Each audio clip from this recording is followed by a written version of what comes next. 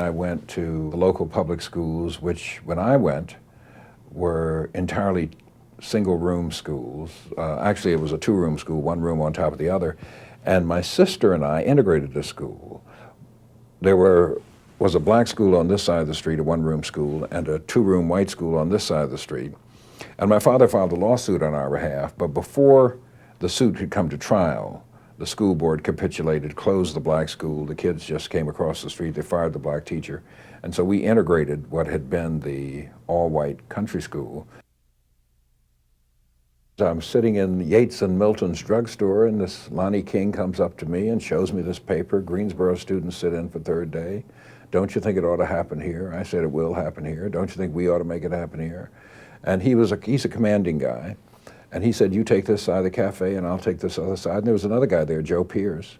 And we began canvassing our fellow students. I don't know, it just seemed natural to me.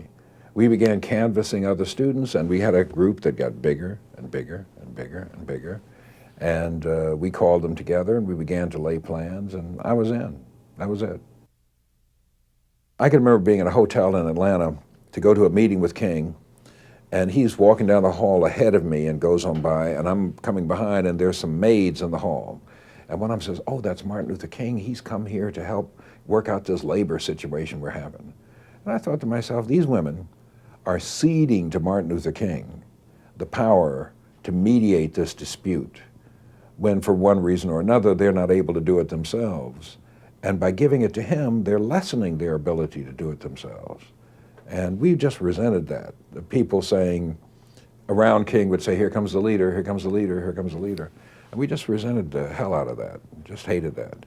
Because we thought he took away, without intending to, I don't think this is a personal flaw, but it's just his persona and his charisma. He took away the ability of people to do things for themselves. First, we went places no one else would go. The theory in the civil rights movement then was that Mississippi should be attacked from without, and we attacked it from within. Within months after we went in 1961, we must have had 25 or 30 people working in Mississippi.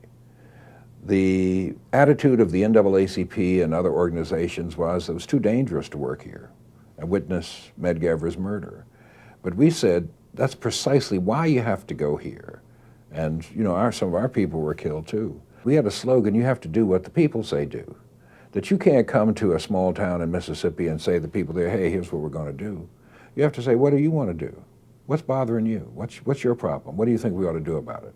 You have to work with them in that way, and you'll discover that among them are leadership figures who are just waiting for something to happen so they can emerge. We built a labor union which is existing today. That's 40 years ago. It's still existing today.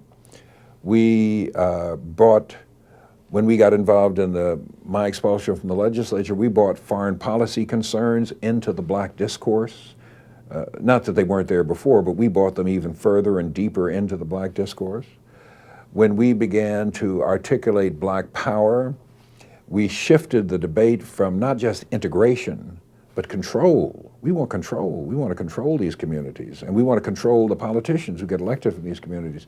So we have a record of achievement and accomplishment in the short 8 to 9 year span of this organization, which is far greater than just sitting in at a few lunch counters and riding a few buses. It's a tremendous record of accomplishment. Initially, I was not accepted because I got in by the order of the Supreme Court. And Southerners, white Southerners, hate the Supreme Court. And the idea the court ordered this guy to be seated there just drove them nuts. After about a year or so, these other people began to say, this guy is a vote. He's a vote for me or a vote against me. And particularly in committee where the numbers are small, where one vote can make a difference, then they began to say, we've either got to talk to this guy or lose that vote.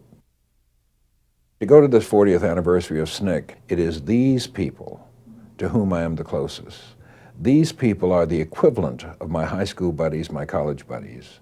I am closer to them than I am to these other two groups to whom most people have some kind of relationships. It is the people from the movement experience with whom I'm the closest.